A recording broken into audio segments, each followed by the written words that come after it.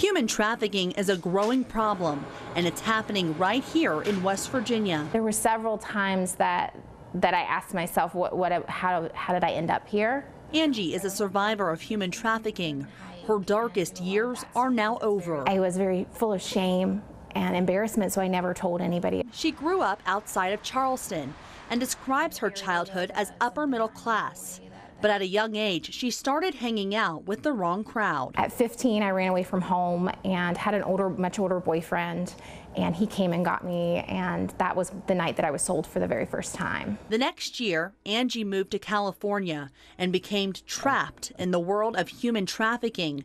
She was controlled physically and emotionally by men who watched her every move. If I didn't do what I was told to do and bring in the quota that I was told to bring in, there was threats of harming my family, of daily beatings. She and several others were trafficked dozens of times a day. She eventually moved back to West Virginia, where that abuse continued. We know that sex trafficking is a problem in our state. Anywhere that trafficking is occurring, it's a problem. So if the question is whether or not trafficking is occurring here, absolutely. Dr. Patrick Kerr is a clinical psychologist and associate professor at West Virginia University. For example, they may be promised a job that they think of as legitimate, such as a modeling job or a dancing job that doesn't involve any kind of commercial sexual exploitation, when actually the person who intends to traffic that person is using that as a ruse. He's also the chairman of the West Virginia Human Trafficking Monitoring Committee. So we know that human trafficking is happening here. What we can't say just yet is exactly how often it's happening, how prevalent it is, how many incidents in an entire year. That's one of the reasons why this committee was formed. Over the past year, Dr. Kerr and several others have been working with local law enforcement, domestic violence shelters, and health organizations to collect data on the growing problem. We expect we will see forced prostitution as one of the most common types of sex trafficking. Another type that has become more common in the state, familial trafficking, where a family member sells a child for sex, and it's usually all for a quick fix. There seems to be a connection between drugs and human trafficking in our state. How could he do this? Angie says her addiction and vulnerability is what kept her trapped in the nightmare for so long. This isn't a choice that people make. Nobody chooses to be put into sexual exploitation.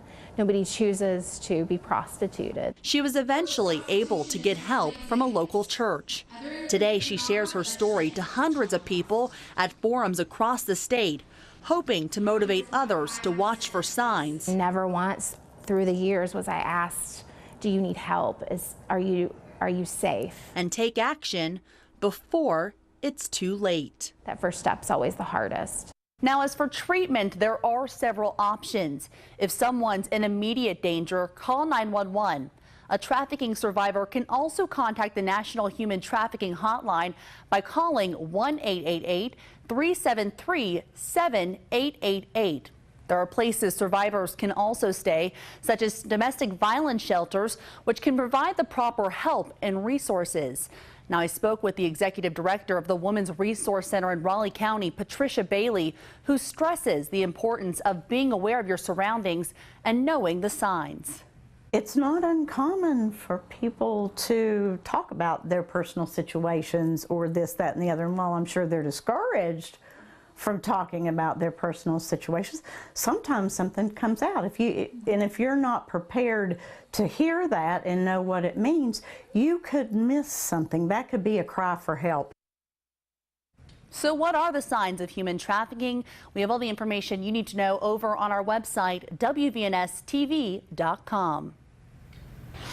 Coming up